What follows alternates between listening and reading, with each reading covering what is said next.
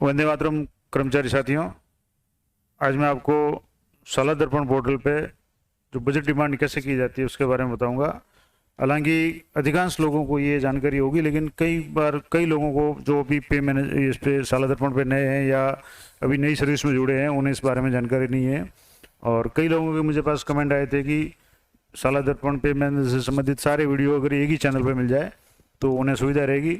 तो मैं आज आपको साला दर्पण से बजट डिमांड कैसे की जाती है उसके बारे में पूरी प्रोसेस को बताऊंगा।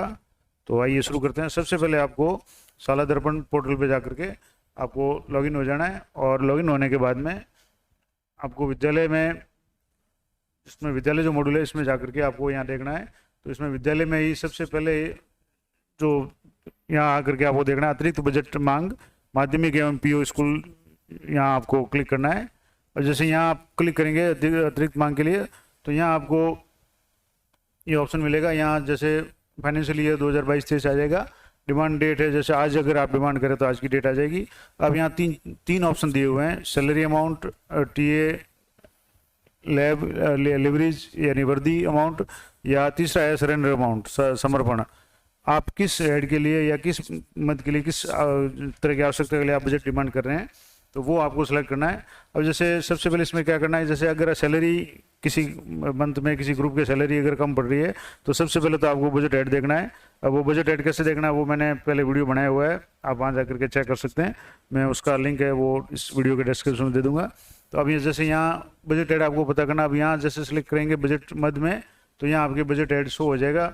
अब जैसे मैं किसी एक बजट को सैम्पल ग्रुप में आपको बता रहा हूँ, मैं वैसे डिमांड नहीं कर रहा हूँ, लेकिन ये वीडियो बनाने के लिए आपको बता रहा हूँ कि जैसे मैं यहाँ किसी भी एक ऐड में अगर मैं बजट डिमांड करूँ, तो जैसे कोई भी अगर आप रेंडमली मैं सेलेक्ट कर रहा हूँ, जैसे 197.8 वाला इसमें कर देता हूँ।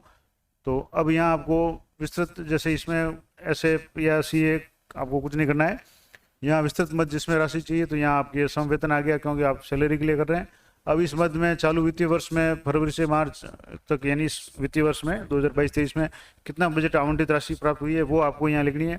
अब वो राशि आपको कहाँ से मिलेगी, तो इसके लिए आपको IFMS पे जाना पड़ेगा, और IFMS पे जाकर के आपको बजट चेक करना पड़ेगा। वो कैसे चेक करते हैं मैं अलग वीडियो बना करके बता दूंगा, और बहुत जल्दी मैं ये वीडियो बना दूंगा ताकि आपको जानकारी मिल जाए कि यहाँ अमाउंट जो भरना है वो कैसे भरना है। अब मैं आपको ऐसे ही रेंडमली आपको यहाँ उदाहरण के रूप में बताने के लिए मैं आपको ऐसे ही कोई राशि भर के बता रहा हूँ। अब इसमें से अब तक वेतन पे कितनी राशि खर्च हुई है, मान लो ये इतना अमाउंट अपने को मिला है, और वेतन के लिए मान लो 3 लाख रुपए या इतना कुछ खर्च हुआ है। ये सारी जो है मैं आपको डेमो के रूप में बता रहा हूँ। अब एरियर पे मान लो कितना खर्च हुआ है, तो आपको ये दोनों देखना है कि अभी तक जो भी खर्च राशि है वो कितनी होगी। तो जैसे अब 4,56,000 कुल आवंटित हुआ था, उसमें से मान लो 3,29,000 ये रुपये खर्च हो गए हैं। अब वर्तमान में आपके पास उपलब्ध राशि वो ऑटोमेटिक आ जाएगी। अब आपको चालू वित्तीय वर्ष में यानी मार्च से फरवरी तक, यानी फरवरी 23 के वेतन के तक आपको कितनी आवश्यकता होगी, तो आपको एक महीने का जो बजट देखना है उस हेड का सैलरी का कितना बजट बनता है एक महीने का, और जितने महीने शेष रहे उसके हिसाब से गुणा करके आपको यहाँ वेतन के लिए राशि लगनी है। मान लो मैं राशि ऐसे ही रैंडमली कुछ लिख रहा हूँ, और यहाँ एरियर के लिए अगर मान लो संभावित राशि है वो भी आप लिख दें, और कुल कितनी राशि आ जाएगी ये आ जाएगी। तो यहाँ आप कुल राशि ऑटोमेटिक ये कैलकुलेट कर लेगा सिस्टम। अब आपको यहाँ सबमिट पे क्लिक करना है। जहाँ जैसे ही आप सबमिट पे क्लिक करेंगे तो आपके पास ये मैसेज आएगा कि डाटा सेव करने से पहले एक बार ये सुनिश्चित कर लें कि मांगी की राशि सही है, और एक बार डाटा सेव करने के पश्चात राशि अपडेट करना संभव नहीं है। डाटा सही होने की स्थिति में कन्फर्म बटन दबाएँ, अन्यथा बटन के बैक बटन दबा करके डाटा चेक पर कन्फर्म करें। यानी अब जैसे आप जो भी आपने यहाँ डिमांड जो भी भरी है वो अगर सही है तो आपको यहाँ कंफर्म करना है, और अगर नहीं है तो आपको बैक पे जाना है। अब जैसे मैंने पहले बता दिया कि मैं आपको सिर्फ समझाने के लिए बता रहा हूँ, तो मैं यहाँ कंफर्म नहीं करूँगा, इसको बैक पे ले जाऊँगा। अब ये तो मैंने आपको समझाने के लिए बताया कि सैलरी के लिए आपको कैसे डिमांड करनी है। अगर यहाँ दूसरा ऑप्शन है, अगर आपको वर्दी के लिए या अन्य किसी टीए के लिए आपको डिमांड करनी है तो कैसे करेंगे, तो यहाँ आपको बजट ऐड, उसी तरह से कोई भी बजट ऐड वो रेंडमली आप जो भी आपके जिस हेड में आप राशि चाहते हैं, यानी किसी कार्मिक का अगर टीए बिल बनाना है तो कौन से हेड में है वो आपको देखना है, उसी हेड के अनुसार आपको ये सेलेक्ट करना है। जैसे मैं किसी एक हेड में सेलेक्ट करके आपको बता रहा हूँ। अब यहाँ 3 ऑप्शन दिए हुए हैं, यात्रा व्यय।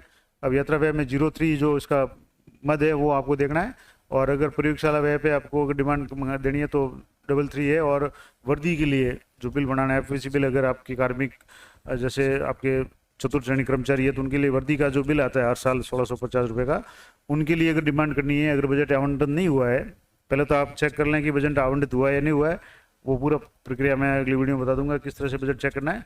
तो अब यहाँ जैसे मान लो वर्दी के लिए आपको डिमांड करनी है, तो यहाँ आप वर्दी सेलेक्ट करना है। इस मद में चालू वित्त वर्ष में अगर कितनी राशि प्राप्त हुई है, मान लो कि एक कार्मिक की राशि प्राप्त हुई है जैसे 1650 रुपये, और आपके यहाँ अब तक जैसे कुल राशि कितनी खर्च हुई है, तो अभी जैसे 1650 रुपये मान लो एक खर्च हो गई है आपके यहाँ, जैसे क्लिक करेंगे तो यहाँ 1650 फीड करेंगे तो आप वर्तमान में शेष राशि 0 है। तो अतिरिक्त राशि आपको जैसे 2 कार्मिक है तो आपके एक कार्मिक के लिए राशि ये यहाँ डिमांड करने की पड़ेगी, और यहाँ आपको सबमिट करना है, और सबमिट करने के बाद में आपके वही कंफर्मेशन मांगेगा जैसे कि मैंने पहले बताया है। तो इस तरह से आपको ये डिमांड करनी है। दूसरा जो ये तो हो गया, इसके बाद में सरेंडर है। अगर कोई कार्मिक सरेंडर ले रहा है 15 दिन की जो पीएल है उसका नकद भुगतान ले रहा है, उसके लिए भी कैसे डिमांड करेंगे, तो उसके लिए भी आपको यहाँ से बजट हेड सेलेक्ट करना है। कोई भी जैसे मैं ये सेलेक्ट कर रहा हूँ, उसके बाद में यहाँ जो भी मद है उसको आपको सेलेक्ट करना है, और उसके बाद में यहाँ से आपको जो भी कितनी राशि आवंटित हुई है वो फीड करनी है। उसके बाद में कितनी बच गई व्यय होने वाली राशि संभावित राशि है और समर्पित राशि कितनी है, ये करके आपको सबमिट करना है। इस तरह से ये तो आपके विद्यालय के लिए डिमांड हो गई। अब अगर आपके पीओ क्षेत्र का कोई विद्यालय है तो आपको यहाँ पीओ लॉगिन में जाना है, और पीओ लॉगिन में जाने के बाद में जैसे यहाँ पीओ लॉगिन हो जाएगा उसके बाद में आपको यहाँ विद्यालय में जाना है, और विद्यालय में जा करके यहाँ मॉड्यूल दिया हुआ है अतिरिक्त बजट पीओ और यूसी पीओ, यानी अगर आपके पीओ क्षेत्र का स्कूल है तो वहाँ भी डिमांड आपको करनी है। तो ऐसे करनी है। अब यहाँ जैसे वो यही उसी तरह से आपको सेलेक्ट करना है, और जो भी राशि है आपको जैसे यहाँ भर करके सबमिट करना है। और अगर नीचे आप देखेंगे तो यहाँ जो भी सबमिट की हुई पहले जो डिमांड की हुई है वो सारी आपको डिमांड यहाँ बता देगा।